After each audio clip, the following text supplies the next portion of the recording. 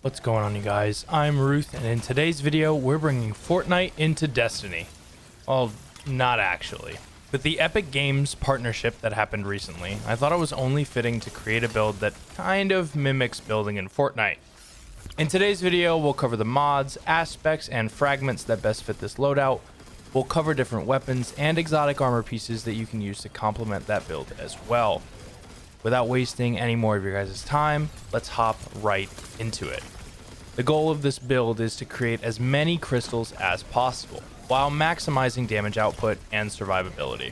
So for this, we'll be using Behemoth, as I found that it was the easiest class to keep the gameplay loop active. We'll be using the Glacier Grenade with the aspects Tectonic Harvest and Howl of the Storm. We're using Tectonic Harvest to assist in our ability regeneration, and paired with Whisper of Rhyme, the shards generated will grant us health and overshield. Howl of the Storm is going to be able to help us create even more crystals, generating even more ability energy for us to use. Now, we already talked about using Whisper of Rhyme and how it will grant us overshield upon breaking our crystals. Another fragment we're going to pair this with will be Whisper of Chains. This will give us a damage reduction while we stand near frozen enemies or the crystals that we create. This damage reduction, paired with the overshield from Rhyme, will allow us to survive even the toughest of encounters. Our final two fragments are flexible. I found that pairing Whisper of Torment and Whisper of Shards to really build into the grenade recharge was most effective. However, you can also use something like Whisper of Fissures for the increased shatter damage, or Whisper of Conduction to have the shards that you create track to your position. Now, for the exotic armor piece, there's a few options we could go with here.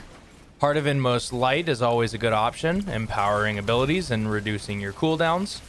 Armamentariums are also viable since it grants 2 Glacier Grenades and in turn increases the uptime on all of our abilities.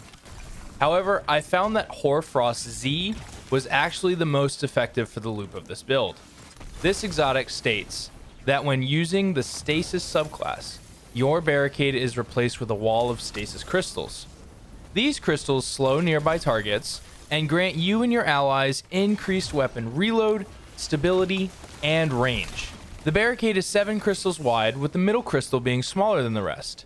If you break all the crystals, no problem. The rally barricade benefits persist, even if there are no crystals present. As long as you're standing near where you pop the barricade, you'll still receive the benefits for it. This exotic flows perfectly with the loop of this build, as it creates another option to create crystals for us to break. The more crystals we create, the more grenade and melee energy we regenerate, and the more overshields we can use. It also allows us to play more aggressively, since for the most part, the resist from chains will have near infinite uptime. The crowd control on this build is insane too. With so many different ways to freeze enemies and shatter stasis crystals, even overload champs with a G Fuel IV drip wouldn't stand a chance.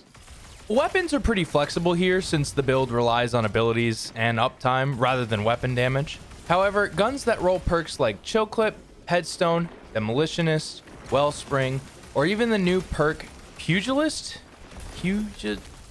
whatever that one is, the new one, would be fine here. I personally went with either Riptide or Lingering Dread in my kinetic slot, both with Chill Clip. For my heavy, I either used Palmera with Explosive Light or Recurrent Impact with Headstone. And let me tell y'all, Recurrent is no joke.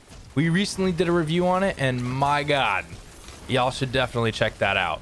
Anyways, some runner-up weapons I liked were Deliverance with Chill Clip and Demo, Crate and Ias Luna, both with Headstone, worked pretty well as well, if you have an energy special you wish to run instead. Y'all, this build is nothing to sleep on. It's powerful, it's tanky, it's too damn fun. That's going to be it for me though. Be sure to like the video if you enjoyed and subscribe so you don't miss any future uploads. Thank you all for watching, and I'll see you in the next one.